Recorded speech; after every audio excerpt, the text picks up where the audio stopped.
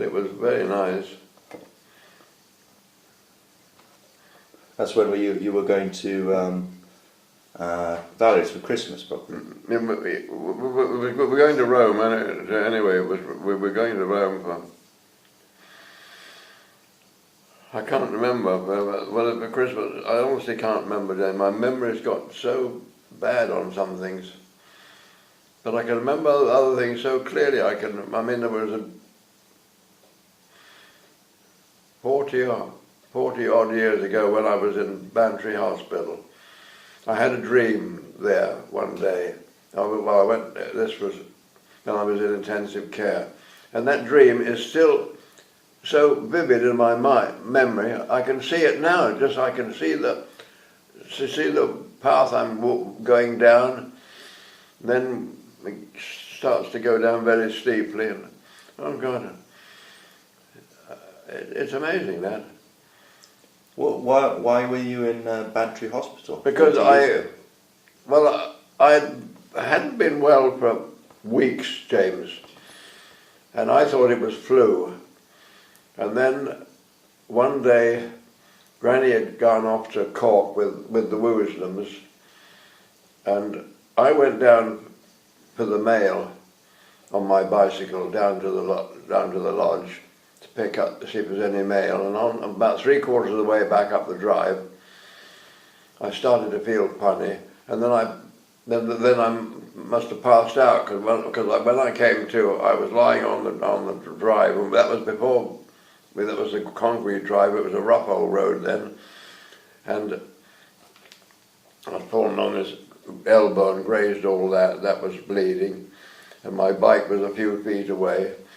So I came back when I came back up to the house, and I rang Dr. Joyce at Lep, and he said, I didn't really know Dr. Joyce, we never needed a doctor in those days, but he said, no, go and lie on your bed and I'll be right over. This was about 10 o'clock, 10:15 in the morning.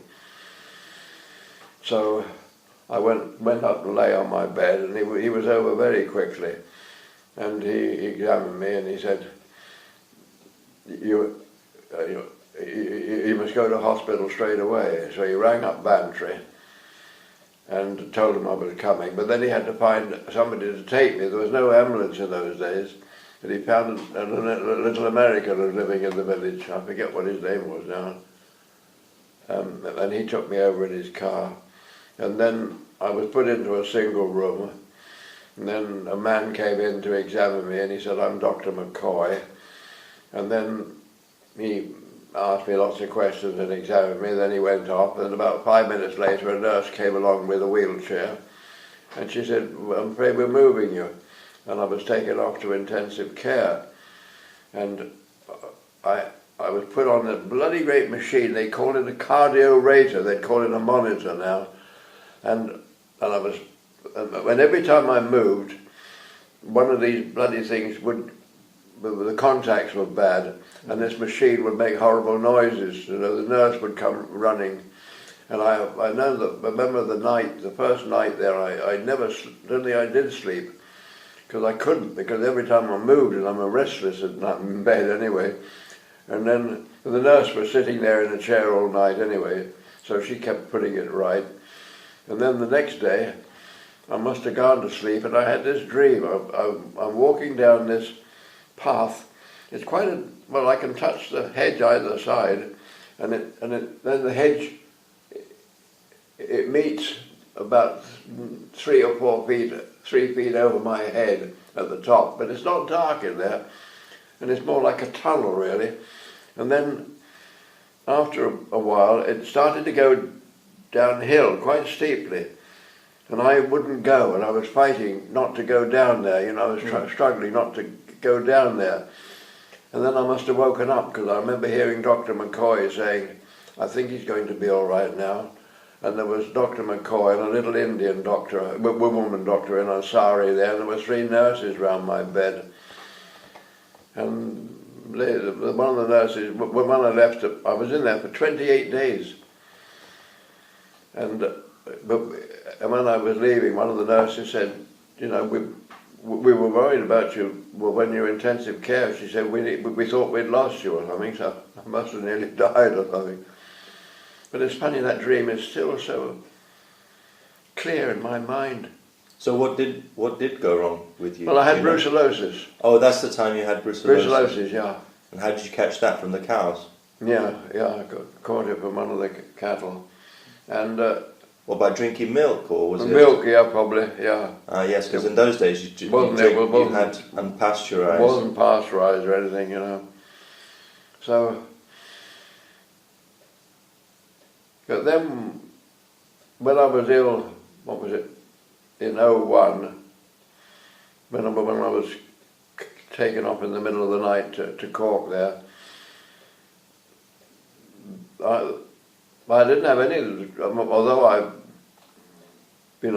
wasn't far off going then apparently, but I didn't have any funny dreams then. I don't remember, I can remember going in there, being taken in the middle of the night by ambulance and then put into a bed in intensive care. And I'd only just got into the bed, James, and I started to vomit blood. And the place was like a slaughterhouse, and the two nurses were all plastered. It was all over the floor. The bed was soaked. Then I must have passed out. That was probably about 3 or 4 o'clock in the morning. And then the next thing I can remember, I remember coming to, and I was lying, and I seemed to be covered in wires, and a thing up my nose, going down my throat. Then bag of blood above me, thing of blood above me. Then I heard somebody crying beside the bed, and it was poor Granny down there, because they thought I was dying, you know. And that was, but I remember when I went back in several months later to thank them in intensive, thank them in intensive care for what they were very kind. And the sister said, "You were a great fighter, Peter. We didn't think you were going to make it." So I must have been close to. I'm like a cat. I've got 9 lives, I think, James. No, I remember that time, because I remember I flew over. I came to see you. Did you? Yeah. And I remember Valerie came over from Rome and with Ricardo the day after. I remember that. I think Mummy was already here. Mummy was already here. A good job she was, because it was your mother.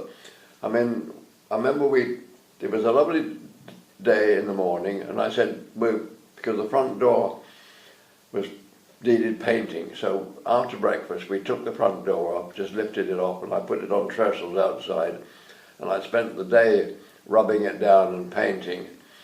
And then by the evening, after tea, it was dry, and we put it back again, but I was feeling a bit funny then. I blamed the paint, the smell of the paint all day, because I've been smelling this paint all day. So I went off to bed, and your mother kept coming up to see me. Then at about 1 o'clock in the morning, she said, "I've got to get Dan." I said, "You can't ring Dan at 1 o'clock in the morning." "I've got to, Daddy." And she did, and Dan was straight over from Rosscarbery, and he was just took one look at me. He was downstairs ringing for the ambulance and the hospital, and I was 2 weeks in intensive care then. That was a warfarin, I remember. That was the warfarin. I was on warfarin, you see, and so I'm on now a thing called Plavix. I won't go on warfarin again. So I've had several close shaves. Yes, including your son hitting you with a sledgehammer. Oh yeah.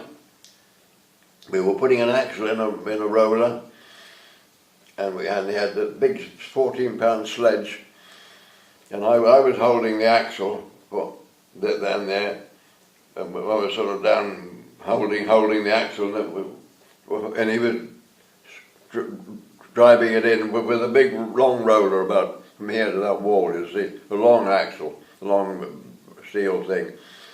And didn't he, instead of hitting the bloody thing, he hit me with a 14-pound sledge on the side of my head. How I ever survived that, I don't know. That should have killed anybody, I think. Did you pass out? No, I didn't pass out. And it didn't fracture your skull or anything like that? No, I don't think so, but it was amazing because, I mean, you think of a 14-pound sledge being with a strong blow. Oh, oh dear. Yeah, that must be like a cat with 9 legs. That was in Oak Tree Farm, wasn't it? That was Oak Tree Farm, yeah. And how old was Tony at the time then? Probably 15 or 16 or something like that. He's always been a bit crazy.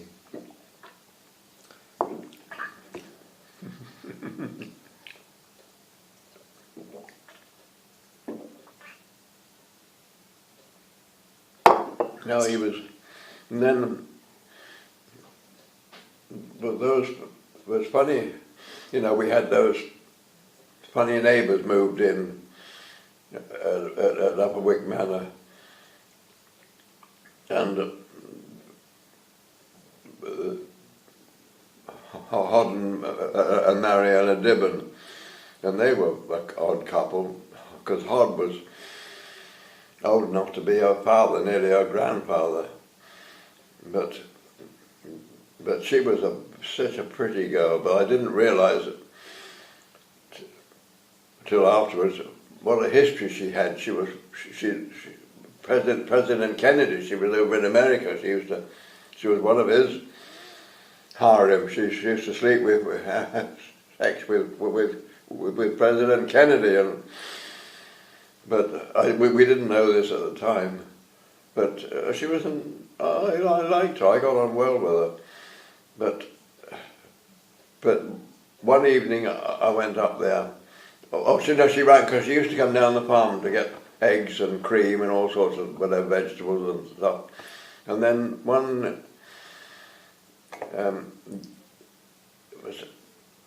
I think it was about 7 o'clock or something, she rang up, it was 6:30 or something, 7:30 or 7 she rang up. She wanted clotted cream, which we used to make.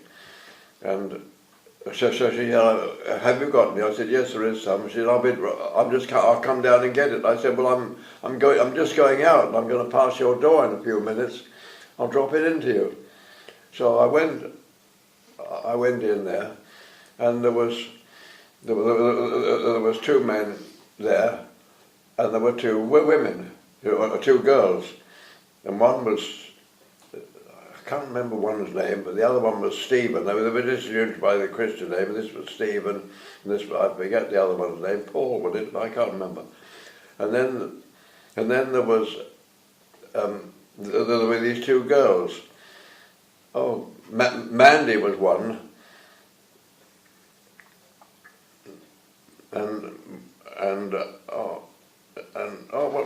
What's her name? God. Oh no, I know it, but well, that's her there. Oh God, what's her name? Christine. And I remember sitting on the sofa and having had a sherry. I sat next to Christine, and I was chatting to her. And all I can remember, she was quite a pretty girl, and I can remember she had long gold boots on and a fairly short skirt, very short skirt. And what year was that? This would be 60,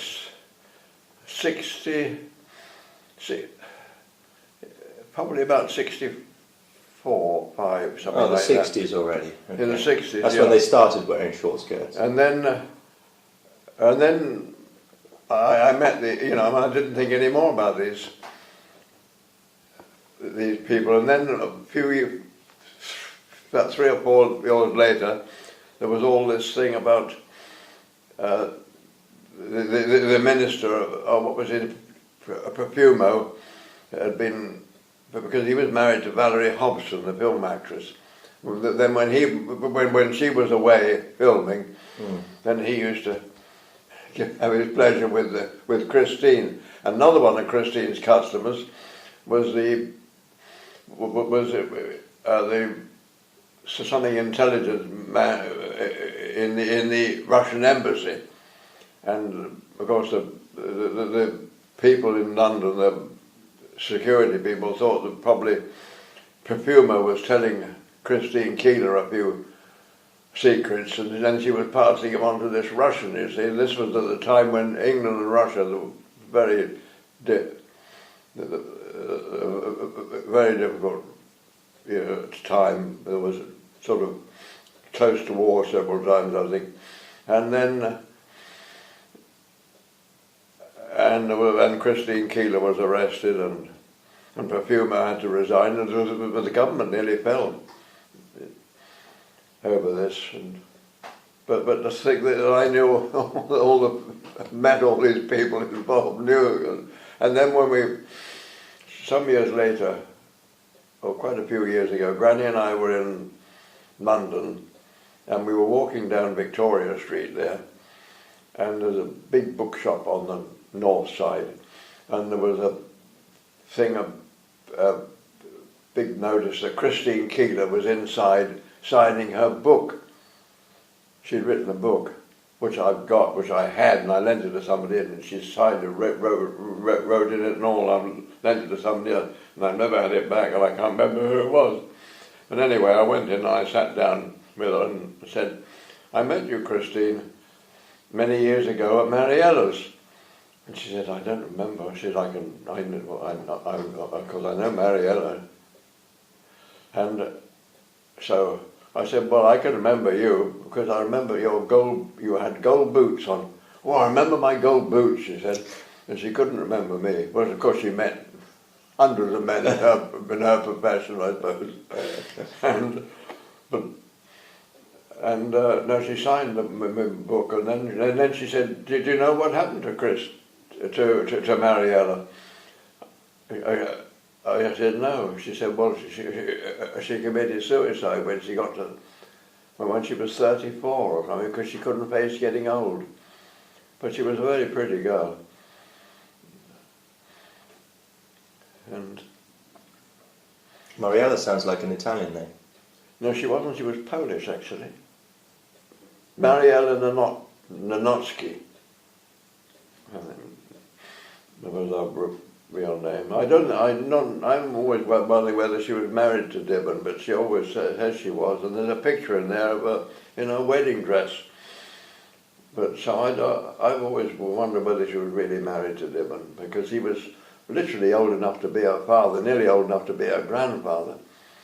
She must have been 30, at least 30, 40 years older than she was. She was only about 20 when I knew her, early 20s, I suppose. But then they went,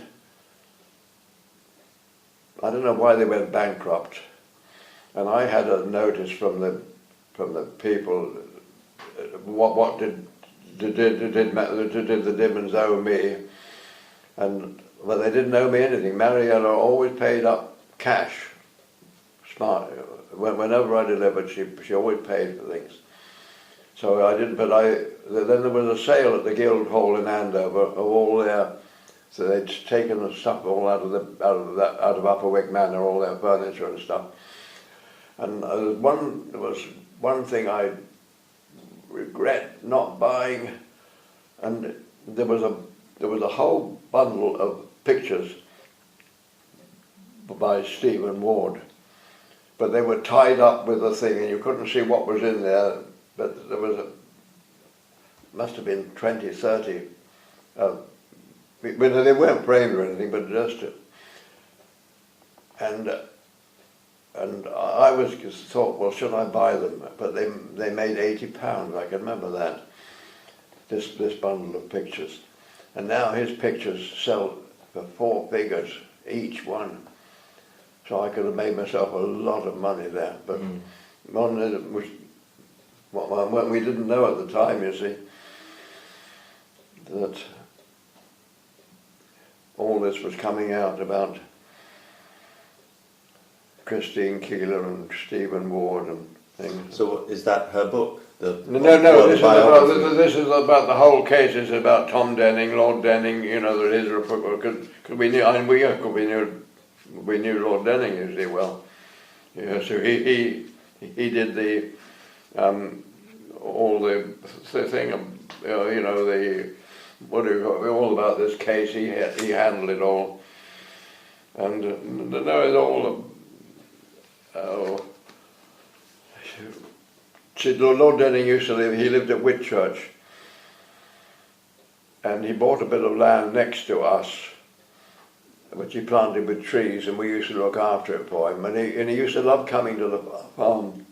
He didn't drive, but when he wasn't, he was Master of the Rolls, you see, the second highest judge in England. But when he wasn't, didn't have to go to London, he used to love to come over to the farm. And he would spend the day with us. He'd come over, his wife, he didn't drive, but his wife, oh God, I can't think of her name now, and she used to bring Tom over sort of about 10 o'clock in the morning, and he'd have lunch with us. Then she'd pick him up about tea time, and he was a very nice fellow. But you know, and he had a lovely property at Whitchurch, with about a quarter of a mile of both banks of the River Test, famous salmon river, and so I could fish there. He said, "You can fish in my bit of river any time you like, Peter." Nice. So I did, but I only caught trout there. I never caught a salmon there. But no, he was, and then he bought the farm, you see, for his son when we left. Oh, he bought your farm? Yeah. Because he just liked the place. Do you know what happened to it now? Well, he's dead now, of course. No, the farm. No, I don't know what's happened now. I have no idea. The house has been enlarged. You can see when you look on the screen there, you can see the house is much bigger than they've added on to it considerably. Because it was quite a small house, really. Well, there were three bedrooms when we bought it, but then we made another one. That was a thing because there was one bedroom, decent sized bedroom, and then there were two bedrooms which the girls had one each, and then we built the bathroom, which was in front. We made that into a bedroom for Tony, and we built two rooms on the back of the house without any planning. We just built them there, and so we had a bathroom at the back and another sort of laundry room underneath. And then one day a man came round. He was inspecting all the houses to for rates or something, I forget what it was. And I was really worried because we'd put these two rooms on, and they were quite strict in those days about building without, But I remember just after lunch he came, and we took him in the sitting room, and he just kept plying him with coffee and things and drinks and things, and then kept chatting about this, that and the other. And then he looked at his watch, he said, "Oh my God, it's 4 o'clock and I've got 2 more calls to make yet or something." So he never looked round the house. He never saw these 2 rooms we'd put on. And he said, "Everything all right here? It's just as it was when you bought it." I said, yes, just the same. So he never saw these 2 rooms we'd put on. Yeah. Yeah, actually, Dobson, the chap called Dobson, he was there was a big farm, Nelson Dance had the farm next to it. He owned Upper Wick Manor, used to let it out, you see. But he owned, his farm ran for about 3 miles, literally 3 miles. You could go to Andover and you'd be going through his land for miles. I mean, he employed God knows how many men. And there were 6 cottages at the end of our lane, and one of them was occupied by Dobby Dobson, and he was the sort of he used to look after all the houses and the farm buildings on the farm, and so he did this building for me. But he was quite good at building too, and we put these 2 rooms on. I think it cost about £80, something like that. That was all the block work and the windows and moving the baths and things and the plumbing and things like that. Crazy prices in those. Well, look at Tony's house. When I came here, we put a roof on that because the roof was just an old ruin over there. Mm-hmm. Was it as big as it is now? Or was it as big as it is now? Oh, same size. Same size. Okay. Same size. So the structure was there, as it is. The structure hasn't changed. The shape was the same, except they put a little bit extra on the back where that but the house it's about 70 feet long, but the roof was all gone. It was just a old ruin really. Mm. And I had the roof put on, and what's the name in the village did it? Tony Donovan and the chap working for him, and I said to Tony, you know, would you do this job? And he said, yes, yeah, we'd do it. But he said, you buy the materials and pay us weekly. And I know it was £18 a week for the 2 of them. Right. £18 a week for the 2. And he said, we only work till 6 o'clock on Saturdays. But during the week they'd be up there till about 8, because this was sort of May time. They'd be up there till it got till 8 o'clock at night, up on there. And so how long did it take to complete? It took them 3 weeks. 3 weeks. And the slates and the timber and everything, and it cost me altogether with the labour and the materials £150. Wow. To put a whole roof on it. Mm. Tens of thousands now. Hmm? Tens of thousands. Oh, gee, it would be, yeah. It was £150. Yeah. Things have changed. But it's quite a nice house now, actually. Yes, it is. Oh, you've been over there, haven't you? You know it. Yeah. Yes. And it's quite a decent house now, but it certainly wasn't like that when they came here. They've slowly done it. Do you remember much about Bromley? Bromley? We were thinking of going to Bromley. Bromley, yeah, I can remember. Sundridge Avenue, we lived in Highwood in Sundridge Avenue. Sundridge Avenue? Sundridge Avenue, yeah. Sundridge? Sundridge, S-U-N-D, Sundridge Avenue. It's marked on the map there, but... It's all changed, I suppose. Oh, yeah, because when Sundridge Avenue was sort of on us going down towards... Was it on the hill then? Hmm? On the hill? It was going down, it was on a because Bromley Hill is one of the highest in London, I think. Is it? Yes, it is. Well, Bromley, but in those days, Bromley was Kent. It's part of London now. It's sort of part of, well, it's still Kent, but it's sort of part of London. But in those days, from my house, we used to walk into Bromley, and you would go through fields with cows grazing and things. But now, you won't see a field there now, I bet, with cows grazing. It's still quite green right there. Is it? But if you ever go down there, Sundridge Avenue and Highwood was on the left going down the hill in Sundridge Avenue there. And we had quite a big plot. It used to run right through to... There was a sort of big park behind there. I can remember we used to run through to that. And but then the house was pulled down quite a few years ago. The big house, our house, Highwood, and now there's an estate there. There's about 30 houses there, I think. Oh, they built a council estate. No, that's not council. Oh, it's a private thing. And it's up. Good afternoon. Good afternoon, darling. It's up, yeah. To prove it, here it... Oh, I don't think there's any water in here. Well, there is, not much. No, but there is. Your son filled it up. Yeah. Well, let me have a look at this book, Grumps. Sit down. Oh, yeah. Sit down. No, you were telling me about Bromley. Oh, yeah, there's nothing about Bromley in there. No, but you were telling me about Bromley. Oh, yeah, no, it's... And I can still remember the shops. Medhurst was the big department store there. I don't know whether it's still there. I can remember Urige's was the grocer's shop. Well, I can always remember Urige's because it was a big grocer's shop.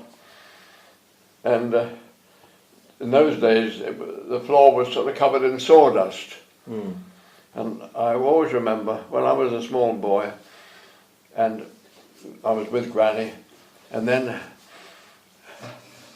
the elastic must have gone in. Your mummy. My mum. Yeah. The elastic must have gone in her knickers. Right. Because they fell down and she stepped out and Her put them in. knickers? Yeah. No. Yeah, and she stepped to put them in a shopping basket. I can remember that clearly. I can imagine Granny just getting them and putting them in the basket so casually. But the knickers in those days were maybe a lot different to the knickers today. They were big things. weren't Big bloomers, yeah. they? Oh dear. And you know, the butter was in a huge great thing on the counter there. Then you know they'd pat it off from a pound or whatever, 2 pounds, whatever you wanted, you know. And the big sides of bacon hung there. And So what sort of things did you eat? What sort of things did they buy at the shop in those days? well, all the same you get today, but it was no.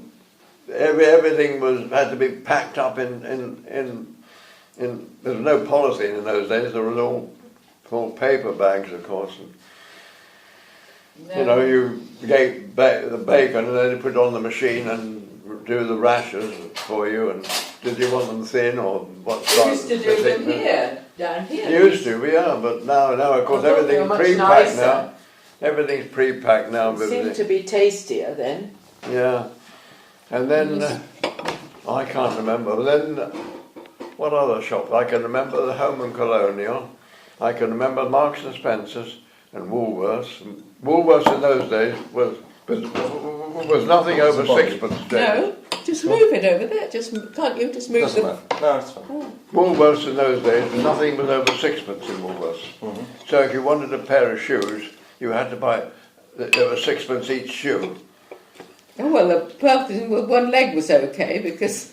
That's a bit odd to buy one shoe. A bit odd to sell. No, but I mean, so if you wanted a pair of shoes, you had to buy. But could you just buy one? You couldn't buy one, obviously. No, you didn't, because but there was nothing over sixpence in Woolworths when I was young. Right. And So it started off like the now pound shops. Yeah, but the things are a lot more than a pound a day. Yeah. Some of them. So do you remember what you had? What did you eat when you were a kid? Not really. Do you remember the roasts? Well, we used to have porridge in the morning. I can remember that. But No cereals in those days. No, weren't, were there? it certainly wasn't I have an idea there were cornflakes, but I can't remember honestly. What about bread? Did you have white bread or was it all brown bread? It certainly Was it there homemade? was no slice loaves in those days. There was nothing like that. Was it mainly homemade bread you had? No, it was all bought. But I remember at Highwood in the summer, the Walls ice cream man used to come round, and when you wanted ice cream, you had a wall. You used to hang a wall sign on the gate, and we had a long drive, and it was quite steep. Well, it wasn't as long as this drive, but it was quite a long way up. This poor man used to push his bloody. It was like a tricycle thing with this big box in front with the ice cream in, and he had to push this up to the house, and then snow creams and snow fruits. I used to like the snow cream better than the snow fruits.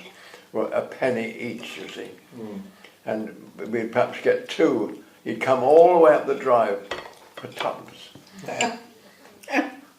Boy, it was in those days. Oh God. I can remember the swimming pool wasn't very far from my house. It was about half a mile away. where I was taught to swim. Mm-hmm. And Captain Walpole was the instructor, there was the man in charge. Captain Walpole, he must have been after the First World War. You see, a lot of the things, these people had to sort of, out of the army, and they had to do all sorts of odd things that they hadn't done before, probably. And he was a nice, I can remember Captain Walpole. And I swam, not the length, but I swam the width of the thing, which Granny always used to remind me about before my first birthday. Seems very odd. So I was less than a year old when I swam the width of the pool. So I could swim I was taught to swim very early. Do you remember anything about your school? Yep, Penthorpe. Yeah, I can remember. There was. Oh, what was the name? There was Sidney Braby. There were two sort of chaps ran it. There was Sidney and Herbert Braby, and I can't remember there were two or three, a couple of mistresses there, and there was another young chap who used to do the sport, the games, and can't remember his, but I always remember the chap that taught us English, the Herbert Braby. Now, when we were when we were taught to write essays, now he said, remember, an essay should be like a lady's skirt. Long enough to cover the subject, but short enough to be interesting. And I still remember that so clearly. I was probably about 8 years old, you know. What about the army? That there stove or something is for dimming rissoles, not arseholes, warming, heating rissoles. Oh, yeah. Okay, yeah. But I remember that. I remember Penthorpe School quite. I've still got one or two cups. Silver cup. I used to go quite good at sports in those days, and I won quite a few races and the Victor Durham, and I was in the first team for cricket and. And that's where my nose got broken there. I wasn't even playing cricket at the time. I was walking by the nets, and a buddy hit a cricket ball and hit me on the nose. Because now my nose, see, it goes over there, but it won't go because it's been broken. It was broken up here. You see, it goes that way, but it won't go that way. No.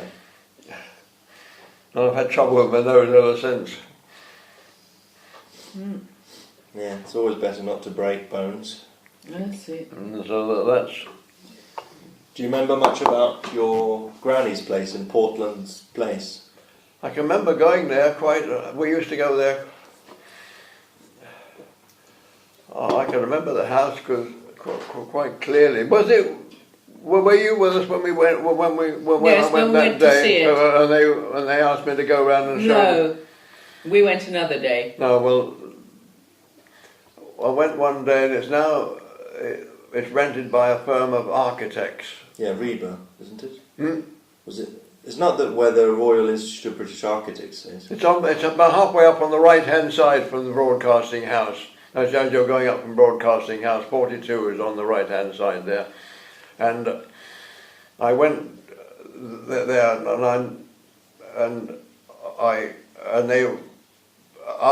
I said that my grandparents used to live there, and they said, "Oh, would I come in?" And because they wanted to know because all the big rooms have been divided up now. They're not allowed to alter it inside because it's some historic thing.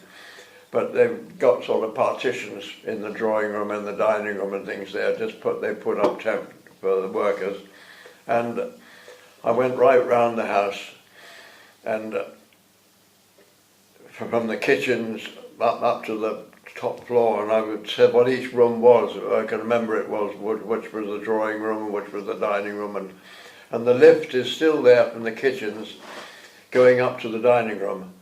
and I don't know whether it's working, but it's still in situ there, where the food used to come up from Because the the kitchen was always in the basement, The wasn't kitchen it? was down, but there was one big room in the kitchen there, off the kitchen, with a big steel door, and they couldn't understand what that room was, and I know what it was. It was called the plate room, where all the silver was kept, and it was all locked up, you see. Ah. And that was and they couldn't understand why this big steel door was on this room. And I said, well, this was the plate room. I can remember that. And no, they were very happy for me to show them, to walk around there and see it all. Yeah, I can remember it well. And then at the back there was this place. Because it used to run right through to the next, I know, but the it next was street enormous. there. I know. When you look, we went and we looked, and it's so deep, but I can't understand how the house. Well, we went right through to the back Yes. there, and the chauffeur Reese. There was a flat, a little house at the back there, where the garage was, where the No, road because was kept. what I can't understand is, okay, this, for example, is the road. This was the house. No, this was the house. Yeah. This was the house, and this is the front. That's Portland Place. Portland Place there. And then there was this street that goes, and this was the back. And another street up there. Yes, Yeah. and And the house ran right through. But so these rooms here didn't have any windows because there was a house Oh here. no, they house weren't, but here. they were the sort of store thing, and then one was a big long room. So this front room must have been enormous. This drawing room. No, the morning room was here. The hall was here, Yes. and the morning room was here, Yeah. and the dining room was here. So, but the dining room didn't have any windows then. Yeah, it did at the back. Ah, at the back. At Oh, the back, yes. there was one at the back, Right. and then upstairs, above the dining room, was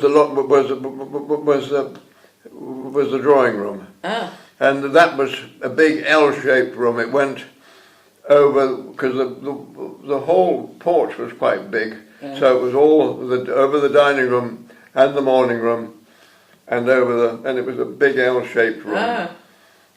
I see. Well, yes, it must have been And pretty then, enormous. but at the back of the house was this big long room, and with no windows. That hadn't got any windows, but that was covered in, and they couldn't understand why the whole of the ceiling was covered in hooks.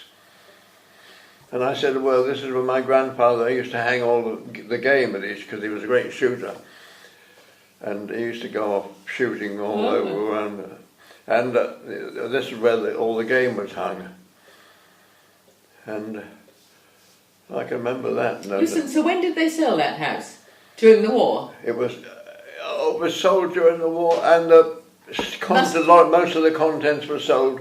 Nearly all the For a contents. pittance? And the silver. There was lovely silver in that house. Beautiful. I mean, all Georgian stuff. Where did it go? Sold for about 6p an ounce. Yeah, for nothing, given away. I mean, probably a big entree dish. Probably Was this after the bombings? About a couple of pounds or something. Yeah, but was this after the war? Well, after No, the no, bombings? no, during the war. And they So they before or sold. after the Because bombings? Grandma died during the war, and then Grandpa was taken off to, was it Bournemouth or somewhere, in a nursing home there, and he died there just at about the end of the war. And this was your granny's house? Your granny's But parents? that's where she lived when she was young, yeah. And she sold it then? No, she didn't sell it, Ah. but don't forget there was Uncle Cyril, her brother was older than her. Oh yes, Gran's brother. And I think, I don't know who sold it, but it was sold during the war anyway. And the contents, but if only I had those contents today. I always remember, If we had the house today. but I always remember in the hall there was a big Famille Rose container, round thing, for the walking sticks and yes, umbrellas yeah. and things. And I always remember Grandpa saying, now, he was a bit of a character, You always used to say, no, never pee in that after you've had asparagus. And I always remember that. Because apparently when you have asparagus, you pee. That's a funny. It does. I can remember that. And funny that some things you can remember so well. So like that, you know, I was Herbert Braby with the essay. Well, what about Granny? You suggest the P is silent as in bath. Oh yeah. The P is silent as in bath. Yeah. What does that even mean? Oh, like it's because you if can't hear it in the bath. Bath, yes. Funny thing she used to say. I remember Granny saying that. Yeah. Your mother. So what did they do to make money to earn a living? Well, Hawkins and Tipson, the rope works factory, in. Oh, so that was the primarily. That was the primary that was. business. I mean, that was the family sort of business. You know, the Hawkins and Tipson. Well, there was no Tipson in it then when it was all just Hawkins. And who was the they Tipson didn't just have the factories there. There was a factory in Sunderland. There was another one and there was one in Hailsham. Oh, I didn't know that. There was Green Brothers in Hailsham. There was about 4 or 5 factories around all over the country. They used to make ropes and binder twine, and they used to make. We used to make. Well, those little. We got a couple of those little sort of tables. There's one up in our bedroom, and with a little fold up. They used to make those. They used to make those at Green Brothers. Oh. And chairs and all sorts of things they used to make at Green Brothers. So that's how they had their money. Yeah. Oh dear.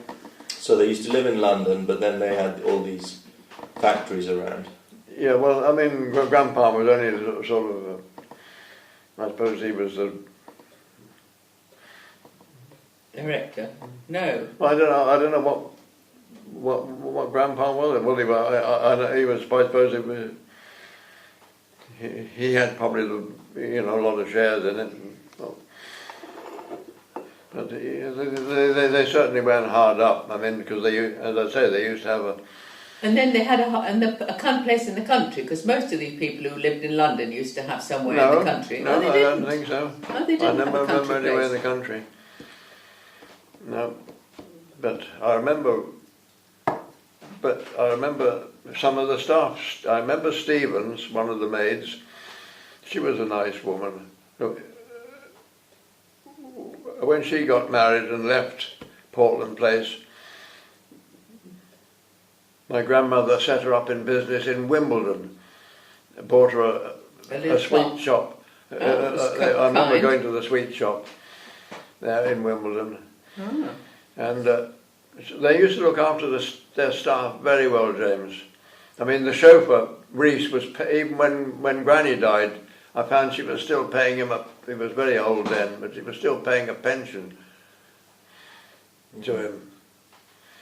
Well, what about Field? Is she? Yeah. She was looked after. Yeah, she I died. know. Your Granny. So she was quite tight in some ways, but she was quite generous in others. Yeah. Granny. Oh yes, Granny was strange, wasn't she? She'd take you out for lunch every day. Granny would have taken you out every day to lunch. She would have she'd go to Harrods, just book it down, she'd say. Just go buy. But then she'd say, Peter, you owe me a box of matches. Or, I gave you a stamp yesterday. Yes, No. yes. That was your mother, was it? Yes. Well, she was good. It was funny. So did you have a good relationship with your mother? Yes. Father? Yeah. Except that not such a relation different to nowadays, because then a lot of things, Daddy wouldn't have told Granny. She didn't know we had television for absolutely ages, because she wouldn't have approved. Don't tell Granny we've got a television. and those sort of things. So, in a lot of ways, I suppose. What does your father do? He worked in He was works manager Our manager, not Hawkins director. and Gibson's. Oh, okay. Yeah. I remember I used to go up to the factory sometimes with him, and The one in Yeah. Docklands? The one in Docklands? yeah, the one in just at the end of where there's an underground station now. Well, not underground, but Which is with the that railway underground station. there? So Mudchute, or railway station. There isn't any railway station there. Well, Well, there's a DLR. Well, that was them line, you know, there's something. The Dockland Lights Railway. Yeah. Ah. I Yes, there's a know Mudchute. I know there's a station. When we walked down there, there was a station where the factory used to be. So there's nothing there where the factory was No, now? but I think I think the rope walk is still there. Well, it's marked on one map I've got. Yes, it's called Rope Walk. It's At a street. at the end of your Mudchute farm. Yeah. It's a street. Are there houses in it? Yes, yes. And So how did you move around in those days? Did you go by car when you went there, or did car, yeah. But the cars in those days were a little bit different to today's cars, and there wasn't a traffic on the road, of course. There was no traffic. So up all the way from Bromley, you drove up to Docklands through the tunnel. Through the Blackwall Tunnel. Oh, the Blackwall Tunnel, yes. I think so. Well, there was some tunnel we used to go through, Well, yes, the Blackwall Tunnel. That's the closest one. and then Yes, I remember going with Grandpa Moseley just to drive there. But in fact, And even when I went, there was not very much traffic, and must have been in like 56 or something, 1956. Wasn't a lot of traffic. no. Just the other day. Things have changed quite a bit. Haven't they just? Well, Valerie should be on the bus to Oh yeah, be on the bus too. Thingway. Well, it doesn't matter because her plane isn't till 4. Oh, so, well, God, she's got stacks of time then. So if she missed the 9 o'clock, she could get the 10 o'clock. Yeah. But she didn't want to have any drink at breakfast time because she No! said she can't wouldn't have pee. time for a pee So she till she can't. got to Dublin. So from leaving here until she got to I Dublin. can't believe there's no Well, there's toilet a on the bus. There is. There was, but she said she wouldn't use She'd it. have to be desperate. to use it on the coast. And then, if there's no toilet, the driver has to go off the. So can you imagine how embarrassing if you're the one who have to go and say, "Could you?" I'm sure other people would follow suit anyway. Oh, if one person asked, then everybody would want to be leaping off the bus. That's right. So I would be very worried going from here to Dublin without having a pee. Yes, you know, I was going to make tea for her for breakfast, or she didn't want it. No, Said she no, said. she didn't want a drink. No, she said. But She just I said- can't. Oh, darling, tell me about last night because we saw drunks this morning. Drunks? How do you know they were drunk? Well, because they were standing in the middle of this girl, fat girl, with the striped t-shirt and about 3 or 4 yobs by the black field there. She went out into the middle of the road and trying to slow us down, Really? trying to stop us. They had drink in their hands. Really? Yes. My Then God. we passed the pub. The pub lights were on in various pubs. And then there was a chap outside, I think it was Maloney's. He was waiting to get back in again because obviously he'd gone out for a smoke or something. So they were all there. So you didn't stay long last night? Not really, it was too busy. Ah, so yes, because they were all down there. And they were, a lot of people there. But how could they drink all night? How awful. No. It's depressing. There, you just got one left. Well, they were celebrating one. Yes. Yeah, but I can understand that it has to last till this morning. It's a bit much. A bit much is far too much. No, the Irish are bad for drinking. Yeah, well, they've always been renowned. Yeah. No, no, they have, yeah. Even Is the that, ones in... is that a black cat in the cage? Looks like a black cat in the cage. Oh, yes, there is. A black cat in the cage, poor thing. Oh, is it trapped? Yes. Is there? Yes. Oh, dear. Oh, yes.